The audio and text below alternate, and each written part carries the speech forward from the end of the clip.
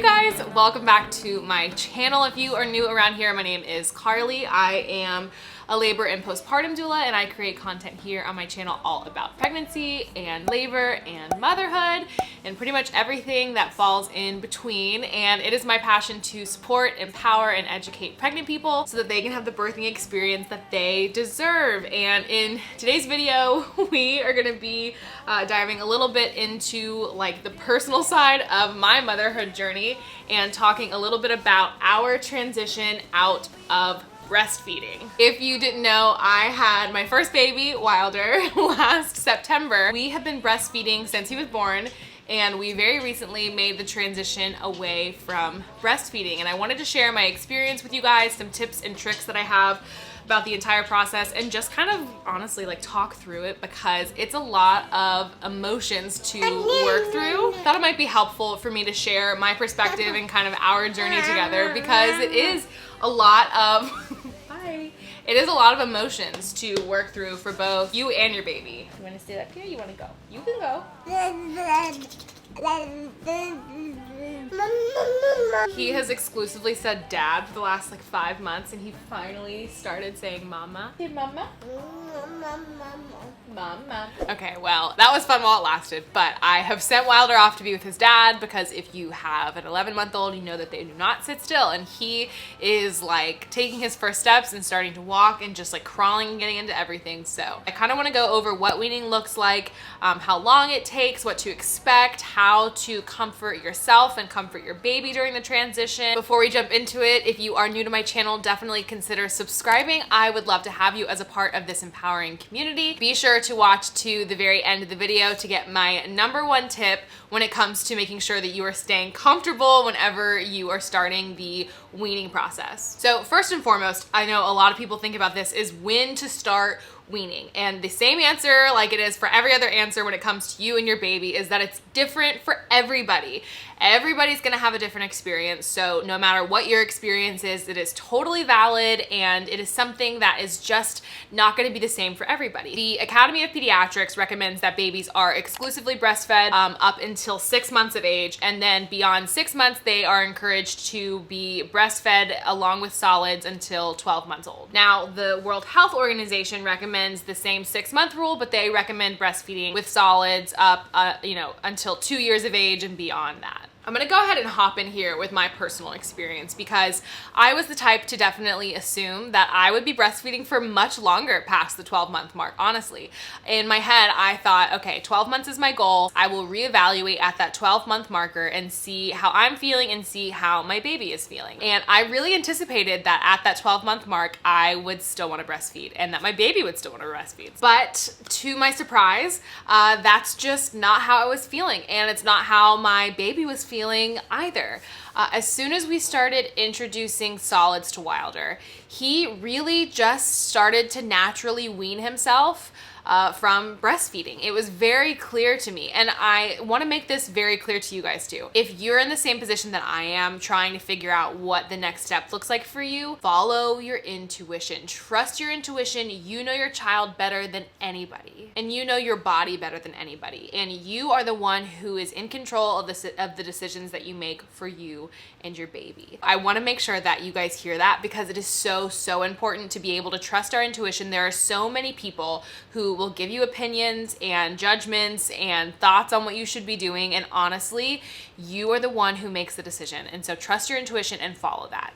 Beyond that, find a care provider that you trust and value the opinion of. We are so fortunate to have found a pediatrician who we just value their opinion and respect their opinion, and we know she's gonna give us everything that we need to know so that we can make informed decisions for ourselves. So I encourage you to trust your intuition and find a good care provider. So with all that in play, I was really trying to just pay attention to what Wilder was telling me and the different things that he was doing and letting him kind of guide me. We started introducing solids to him right around that 5 to 6 month mark, and we have been doing baby-led weaning now for a couple of months. And with baby-led weaning, it's just worked that he has shown so much interest in food, that he is getting so much nutritional value from his food and has been for months now, now that our pediatrician gave us the clear to start weaning from breastfeeding. I think it was his 9-month checkup that she told us that because of the way he was eating and because of the types of food that he was eating,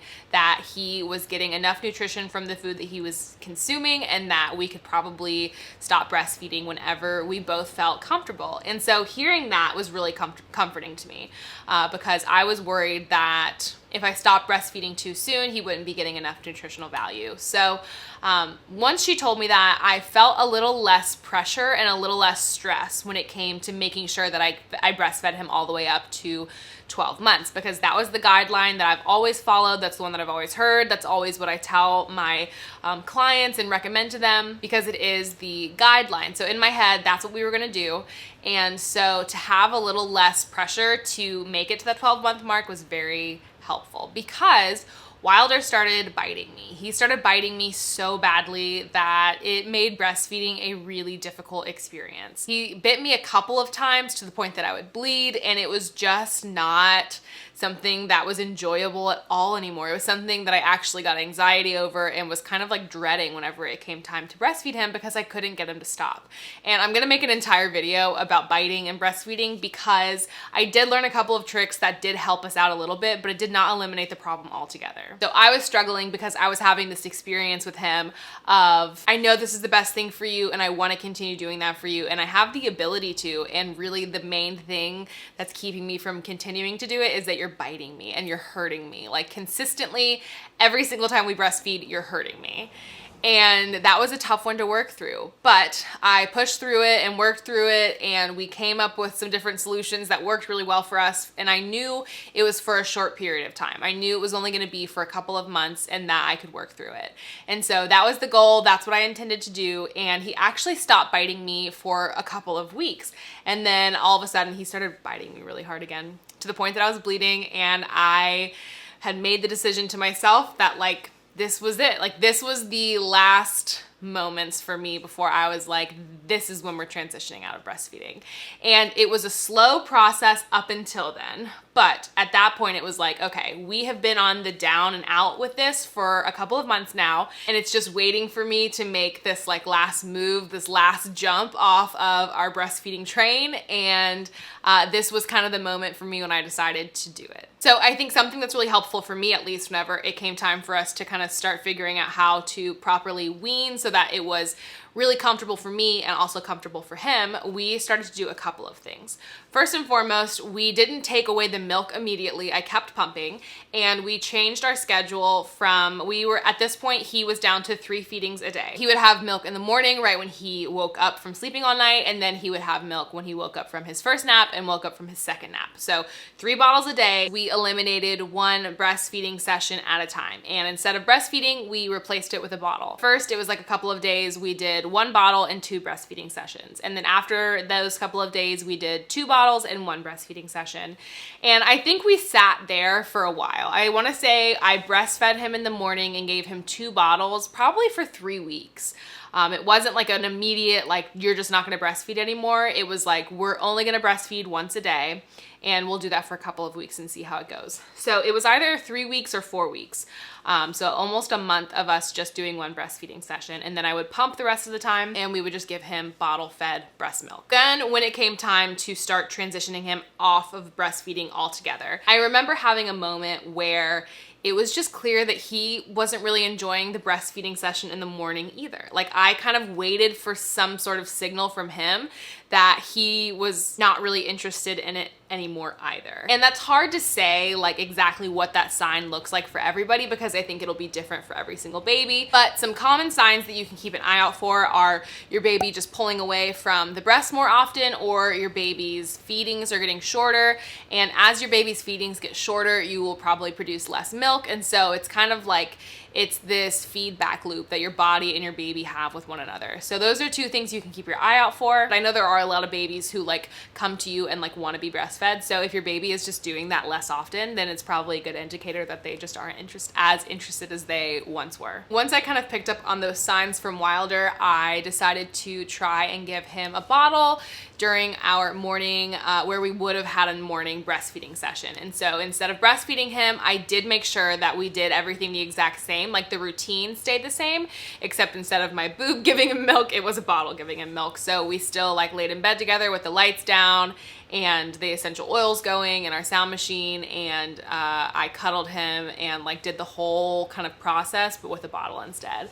And so we did that for a couple of days, and he really just didn't skip a beat. We continued pumping milk and giving him breast milk through a bottle, and we did that, I want to say we did that for a couple of weeks. I think we did that for maybe 2 weeks, and then we decided to start researching different milk alternatives. And because my pediatrician told me that it was okay for him to be transitioned off of breast milk, that we didn't need to transition him to formula, we could just transition into another milk alternative, which for us looks like a plant-based milk. This is something that you'll definitely want to talk to your care provider about, and something that I really won't get too in depth about because I am not a nutritionist or a dietitian or a pediatrician, so it's really not my specialty. I have just done research on my own and have found a solution that we are really comfortable with. So for us, that looks like plant-based milk, and now Wilder has transitioned fully from drinking exclusively breast milk to drinking plant-based milk, and we are no longer giving him any breast milk. And he is going to be turning a year old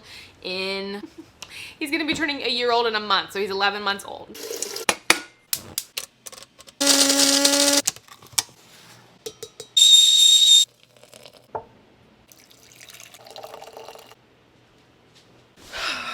So from my personal experience, here are the tips that I can recommend for you guys. Number one is take your time. This is not something that you can just jump into overnight and expect for it to go smoothly if you just quit cold turkey.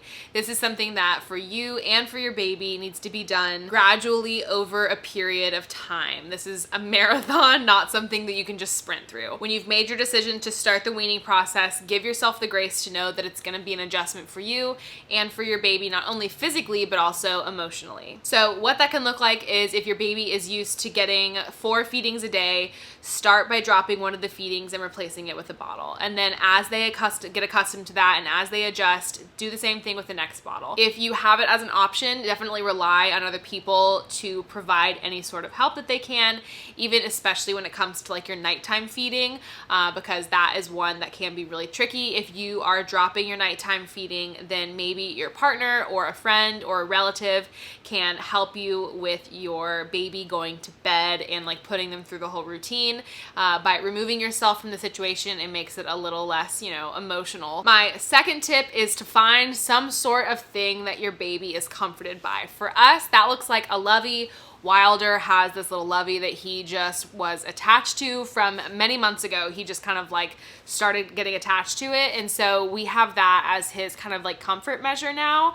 And we used to exclusively use it as a sleep cue, but now it's a little bit more than that. Now it's more of a comforting factor for him. So we have given him a little bit more freedom of getting that whenever he seems like he needs a little bit more comfort, since I can't breastfeed him anymore. Third tip is to offer snuggles and cuddles with your baby. This is one of those parts of breastfeeding that you don't really pay attention to as you continue to do it as much, especially when it just becomes like a task that you're doing every day, or at least for me, I know that's how I felt. I know for Wilder, he isn't like a super cuddly baby. He didn't really like reach out for cuddles much, and so it was really clear to me whenever he was reaching out for additional, love and cuddles and attention like that. It was easier for me to pinpoint and just give that to him whenever he asked for it, because that is a really big component of breastfeeding that your baby is not going to have as much of anymore, because there's not that dedicated time for it.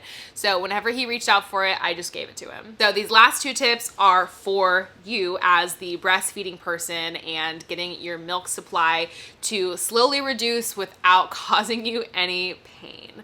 We definitely want to try to avoid any clogged ducts, because that is so uncomfortable, and we want to reduce breastfeeding sessions, and that is one way to get rid of a clogged duct, is to increase your breastfeeding sessions. So we want to make sure we're doing this in a way that is sustainable and isn't going to cause you pain. So tip number 4 is to try to express milk, but not too much milk. So in theory, when you express too much milk, you're going to continue to produce the same amount of milk. So what we want to do is require less milk to come out so that our body knows to produce less milk. So what you can do is just hand express your milk. What I did was I stopped pumping and I gave my body like the signal that there was no requirement for milk anymore. So the first day for me, I went 24 hours without pumping, and then the next morning I pumped. And then from there, I increased it to 36 hours without pumping, and then I pumped again.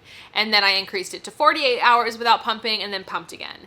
And then from there, I transitioned it from pumping to hand expressing. So 24 hours after that 48-hour period, I hand expressed instead of pumping. 36 hours hand expressed, 48 hours hand expressed. It has been a little under 2 weeks since we started this transition, and now I am no longer hand expressing and I'm no longer pumping, and I don't have any clogged ducts. If I do try to hand express, milk still comes out, but I'm not uncomfortable, and it'll just slowly transition out over time. Now, my fifth tip and my biggest tip, and I think one of the things that has helped me out so much during this whole process, is an essential oil roller bottle that I created that has sage and peppermint in it. Sage and peppermint are two oils known to help reduce your milk supply. So during this transition out, utilizing something like this is so beneficial. For me, it has been, at least. And I relied on oils to help increase my supply at times. I used fennel and basil and made that into a roller and would apply that onto my breast tissue whenever I needed to get my supply up. And now I'm doing the opposite. I am utilizing them to help decrease my supply, and these two oils have been really beneficial for me in supporting that. Also, if you guys are ever interested in learning more about like essential oils and how to incorporate them into your pregnancy and your labor and your babies or anything like that, I share all kinds of stuff about like my wellness journey and essential oils and non-toxic living and that whole bag over on my Instagram account. Way more than I do here. So if that's something that you're interested in learning more about too, definitely follow me over there to get more content like that. But those are all the tips that I have for you guys about weaning your baby off of breastfeeding. I know breastfeeding in general is, you know, something that's really emotional in a lot of different ways. And whenever you decide to make the transition out of weaning, or if your baby decides for you, or if circumstances present themselves that, you know, force you to have to wean yourself from breastfeeding, it is an emotional journey. And so I am here with you on it. I am going through it myself, and I've supported people going through it before, but I wanted to share my personal journey with you guys because I know for me, at least, I find the most comfort in hearing stories from other people. So I hope you found some helpful information in this video. Like I said before, if you are new to my channel, definitely consider subscribing. I would love to have you as a part of this empowering community. I have set a goal to hopefully achieve here soon of hitting 1,000 subscribers, and I'm so happy to have you along the way with me. And give this video a thumbs up if you enjoyed it, and I will see you guys in my next video. Bye.